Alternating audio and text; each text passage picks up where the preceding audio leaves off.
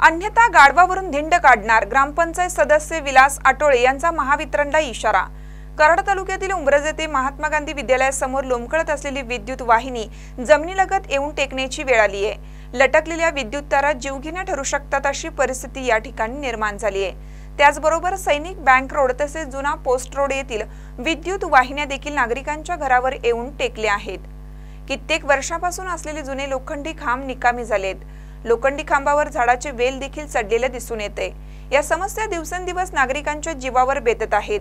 अनेक वेळा येथील स्थानिक नागरिकांनी तसेच ग्रामपंचायत पदाधिकारी यांनी लेखी निवेदन तसेच तक्रारी करून देखील महावितरणचे अधिकारी जाणून बुजून याकडे दुर्लक्ष करत आहेत। लवकरात लवकर संबंधित अधिकारी यांनी नागरिकांच्या समस्या दूर कराव्यात, अन्यथा गाढवावरून धिंड काढण्याचा इशारा येथील ग्रामपंचायत सदस्य विलास आटोळे यांनी दिला आहे। पाहूया काय म्हणतात ते। नमस्कार, मी ग्रामपंचायत सदस्य व सातारा जिल्हा भटके जिल्हाध्यक्ष। माझी एक विनंती आहे बरं का, की गेली वर्षभर या एमईसीबीला पत्र देऊन तोंडी सांगून कुठलेही काम सांगा, काम होत नाही। आमच्या समाजाची अडवणूक होती, तारा लोंबतात, समाजात राहण्याची एकतर परिस्थिती नाही, तिथं डबल घरं बांधली, तारा जवळ आहे, शेजारी आहे, सांगून सांगून कंटाळा आला। तरी हो काकडे कोण नवीन आलेला आहे तो अजिबात कामं करत नाही, दुर्लक्ष करतो, मोठ्या लोकांची कामं पैसे घेऊन लगेच करतो आणि गरिबांना पैसे मागतो।